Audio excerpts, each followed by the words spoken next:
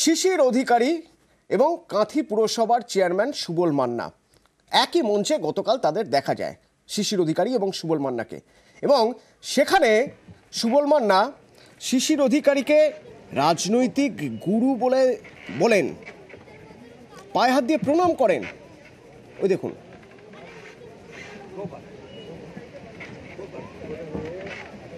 আর এরপরেই কাঁথি পুরসভার চেয়ারম্যানের জবাবদিহি চাইল দল। কাঁথি পুরসভার চেয়ারম্যান সুবল মান্নাকে শোকজ করল তৃণমূল। শিশিরকে গুরু বলে শোকজ তৃণমূল নেতা। আমার সঙ্গে সরাসরি রয়েছেন প্রতিনিধি সুজিত, কথা বলবো। সুজিত, প্রথমে একটু গতকাল মঞ্চের ছবিটা, যে ছবি আমরা দেখছি সেই ছবির একটু ব্যাখ্যা চাইবো তোমার থেকে। তুমি তো ছিলে সেখানে, তো কি হয়েছিল?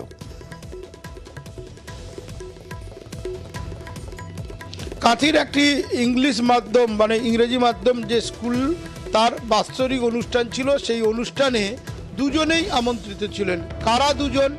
এক কাঁথির সাংসদ শিশির অধিকারী এবং কাঁথির পুরসভার যে চেয়ারম্যান বর্তমানে সুবল মান্না, দুজনেই কিন্তু আমন্ত্রিত ছিলেন এবং সেখানেই দুজনের মধ্যে দেখা হয়। এবং যে ছবি আমরা দেখাচ্ছি অদূরে সেখানে দেখা যাবে প্রণাম করছেন, সৌহার্দ্য বিনিময় চলছে। এবং এই ছবি যখন সামনে আসে, ভাইরাল হয়, খবরে দেখানো হয়, তারপর থেকে কিন্তু তৃণমূল নেতৃত্ব বিষয়টিকে ভালো চোখে দেখেনি। এবং কেন দেখেনি? না, সুবলবাবু শুধু প্রণাম করেননি, সৌহার্দ্য বিনিময় করেননি, পাশে বসেননি, একই সঙ্গে তিনি শিশির অধিকারীকে রাজনৈতিক গুরু বলে ব্যাখ্যা দিয়েছেন। এবং তিনি বলেছেন যে তার রাজনৈতিক গুরু আসলে 3 দশকের পুরনো সুবল মান্না কাউন্সিলর এই পুরসভায়। এবং রাজনৈতিক গুরু শিশির অধিকারী। সুজিত, সঙ্গে থাকো। সুবল মান্না কি বলছেন? প্রথমে আমার পূজ্যপাত বাবা মা জন্ম দিয়েছিলেন, পথ চলা আজ যে এই জায়গায় পৌঁছেছি, পূজ্যপাত গুরুদেব এখানে আছেন, তাকে আমার প্রণাম। মাননীয় শিশির অধিকারী মহাশয়কে। সুজিত, গতকাল মঞ্চের এই বক্তব্যই কি শোকজ হওয়ার কারণ?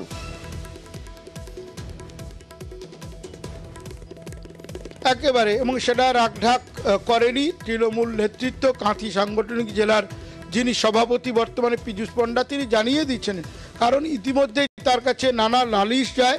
আসলে লড়াইটা যেখানে শান্তিকুঞ্জ অর্থাৎ শিশির অধিকারীর পরিবার বনাম তৃণমূল, সেখানে কেন তিনি এভাবে তাকে ব্যাখ্যা করবেন, এভাবে কেন তার সঙ্গে বসে থাকবেন, জানিয়ে ঘোষা হয়েছে দলের কাউন্সিলরদের মধ্যে, তারাই নালিশটি ঠোকেন। এবং সেখানে কিনা ইতিমধ্যেই এই পুরসভা চালানোর ক্ষেত্রে দেখা গেছে যে একটা দুটো মেরু, একদিকে সুবল মান্না, অন্যদিকে অখিল গিরির পুত্র ভাইস চেয়ারম্যান সুপ্রকাশ গিরি।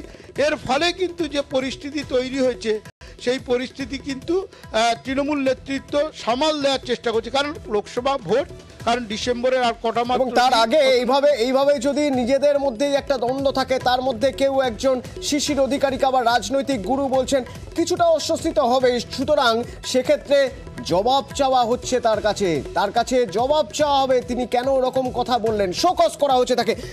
তৃণমূল জেলা সভাপতি কাঁথির পীযূষ পণ্ডা, তার বক্তব্য।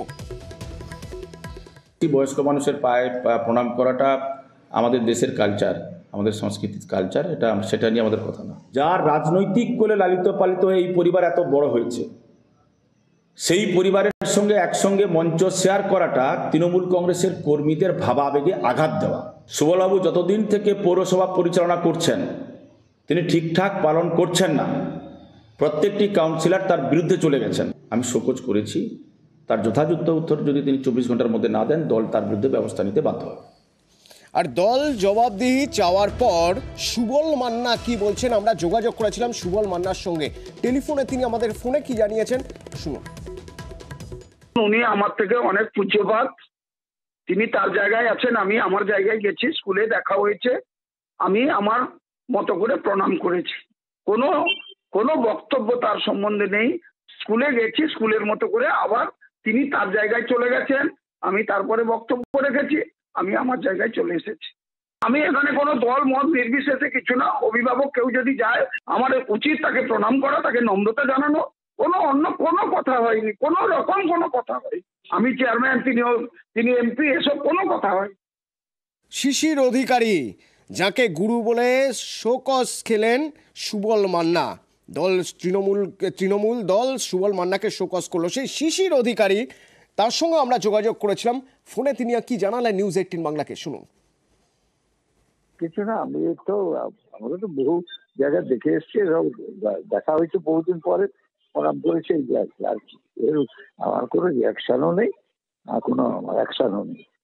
দাদা সে বলছে যে আপনি একটু আশীর্বাদ করুন, আমি ঠিক চলে যাবো।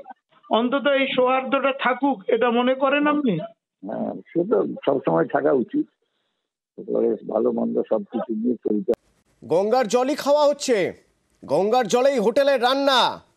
ভাবুন একবার, নিউজ 18 বাংলায় খবর দেখিয়েছিল এবং তাই সেই খবরের জেরেই 24 ঘন্টার মধ্যে তৎপরতা। হাওড়া স্টেশনের বাইরে গঙ্গা পাড়ের হোটেল খালি করার নির্দেশ দিল কলকাতা পোর্ট ট্রাস্ট।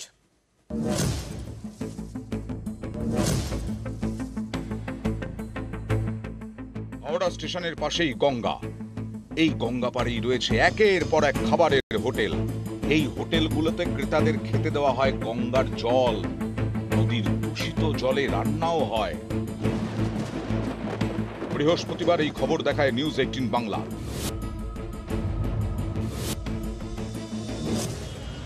পরদিনই তৎপরতা। শুক্রবার এলাকায় যান কলকাতা পোর্ট ট্রাস্টের আধিকারিক। সঙ্গে ছিলেন হাওড়া পুলিশের আধিকারিক এবং হাওড়া পুরসভার ইঞ্জিনিয়ার। গঙ্গাপাড়ের হোটেলগুলি ফাঁকা করার নির্দেশ দেন পোর্ট ট্রাস্টের আধিকারিক। এর জন্য বেঁধে দেন সময়।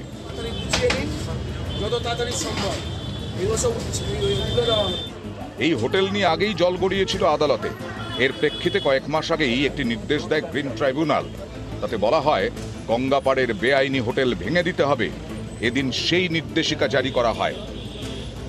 নির্দেশ দেওয়া হলো যে হোটেলগুলো ইলিগালি বসে আছে পোর্টের জায়গায়, তাদেরকে উঠে যেতে বলা হলো। পুলিশ প্রশাসন ছিলেন, HMC ছিল, পোর্টের লোকজনও ছিলেন।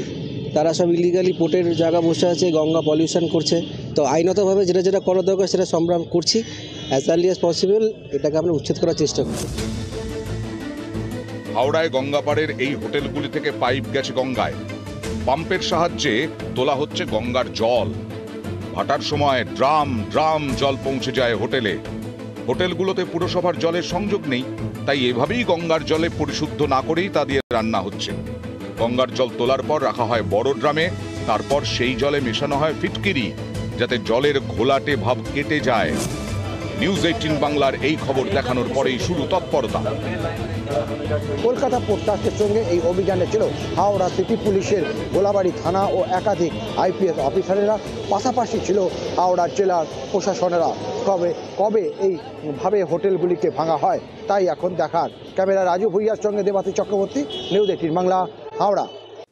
তোলা চাওয়া হয়েছিল এক ব্যবসায়ীর কাছে, আর তোলা না পেয়ে হুমকি, গালিগালাজ। বর্ধমানের খবর, ভোতার পাড় এলাকার ঘটনা। কে দিল হুমকি? কে যে তোলা না দিলে হুমকি দিচ্ছে, গালিগালাজ দিচ্ছে, শুনুন। পাখির ছেলের বিরুদ্ধে যদি কোনো কথা বলবি, হ্যাঁ এটা তোর বাপের নাকি ভাই? তোর বাপ ব্যবসা করছে নাকি? তোর বাপ হয়? হ্যাঁ কি বলেছিস? ওকে তোর বাপ বলি কেন? তুই বাজবি না বে? এই শালা তোরে কুত্তা করবি, কুত্তা করব বে? সবাই শুনে চাঁদা লুবো না বে? চাঁদা লুবো না, ওটাই বলেছি। জিজ্ঞাসা করেছে আর কোনো ঘটনা ঘটে গেলে না কোনো শালাকে ছাড়বো না।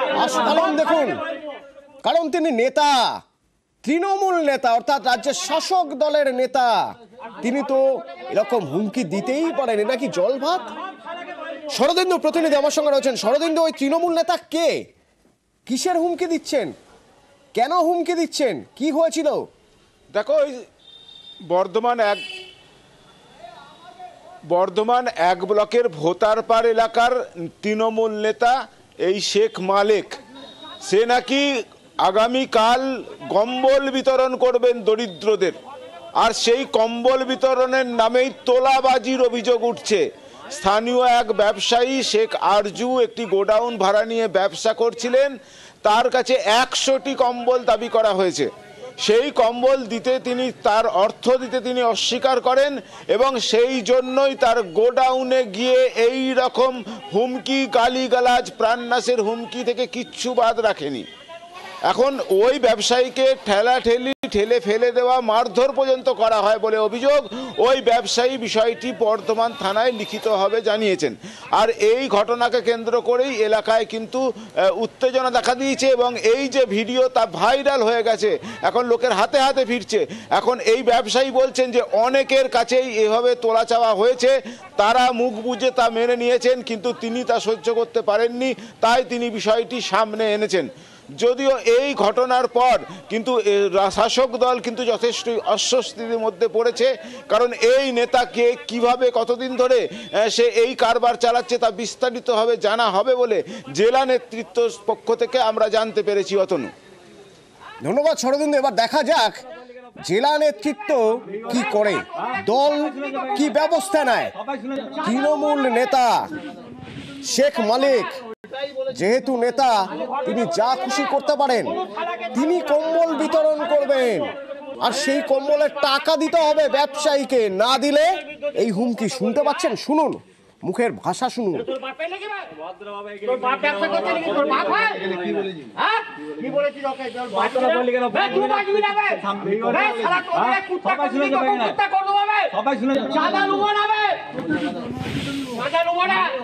বেচারি ব্যবসায়ী হুমকি টুমকি খেয়ে কি বলছেন শেখ আজুর, শুনুন।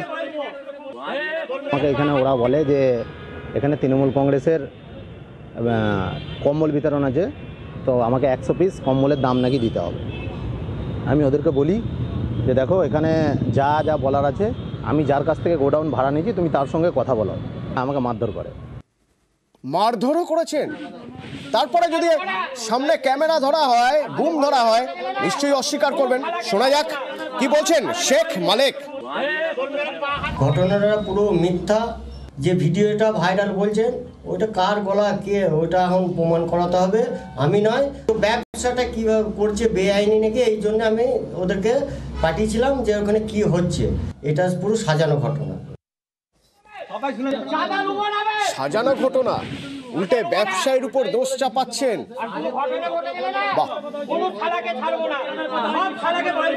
দেখা যাক যদি ভয়েস টেস্ট হয়, যদি সাজানো ঘটনা কিনা সেটা তদন্ত হয়, করবে দল তদন্ত। আমাদের নজর থাকবে দল এই তৃণমূল নেতা শেখ মালিকের বিরুদ্ধে কি ব্যবস্থা নেয়, কি পদক্ষেপ করে।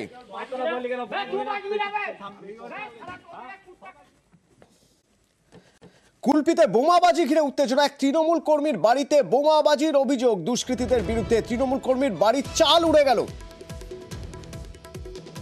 আনিসুদ্দিন প্রতিনিধি আমার সঙ্গে রয়েছে। আনিস, কখন ঘটলো এই ঘটনা, কি অবস্থা সেখানকার?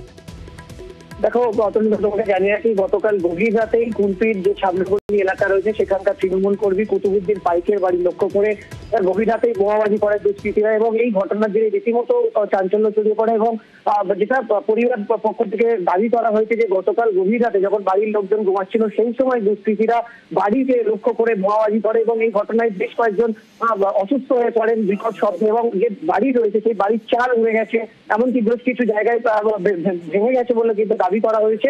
তবে যেটা জানা গেছে, মূলত কুতুবুদ্দিন পাইক এলাকার কংগ্রেস কর্মী ছিলেন। গত পঞ্চায়েত নির্বাচনে তার ভাইপো শাহরুল পাইক পঞ্চায়েত নির্বাচনে প্রতিদ্বন্দ্বিতা করেন এবং জয়লাভ করেন।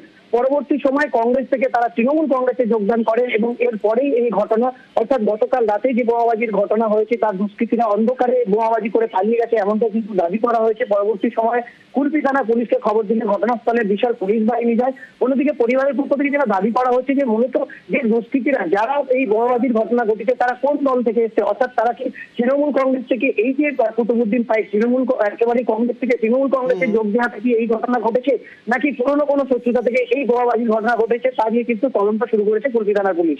ধন্যবাদ। তোমার ছোট চাচা নিয়ে অনেক রকমের চক্রান্ত চলছে, এমনকি মারার প্ল্যান করেছে। তা কালকে আমার কাকা বাড়ি ছিল না, যার কারণে ওরা বুঝতে পারেনি। তো কালকে রাত 11টার পরে পরপর 4টে বোমা ফেলেছে। এবারে আমরা কংগ্রেস করেছিলাম, তৃণমূলে যোগ দিয়েছি, তো আমাদের বিপক্ষী যারা আছে তারা আমাদের উপরে বিশাল আক্রমণ করছে। ঘুমাচ্ছিলাম ঘরের ভিতরে, বাচ্চা নিয়ে 4টে বোম পড়েছে আমাদের বাড়ি। টিএমসির পার্টিরা, আমার বাবা কংগ্রেসে ভোট করেছে, টিএমসির সাথে মিশেছে বলে সেই জন্য মারার প্ল্যান করে মার্ডার করবে বলে সেই জন্য বোম মেরেছে। রেলগেটের হাইট বাড়ে লরির ধাক্কা, তাতেই রেলগেট গেল ভেঙে। সোদপুরে 8 নম্বর লেভেল ক্রসিং বন্ধ।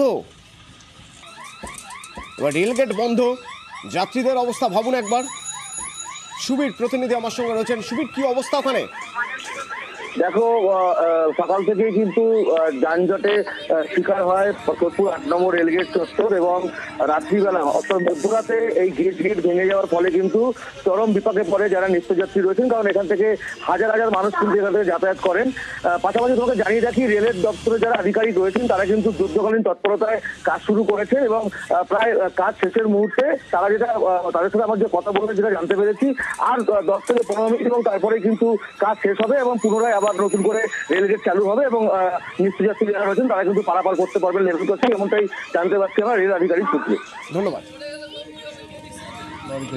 তারপর কি সব ভেঙে নিয়ে পড়েছে, বড় দুর্ঘটনা হাত থেকে বেঁচেছে। এখন রেলের সব লোকজন এসে এটাকে সরাচ্ছে।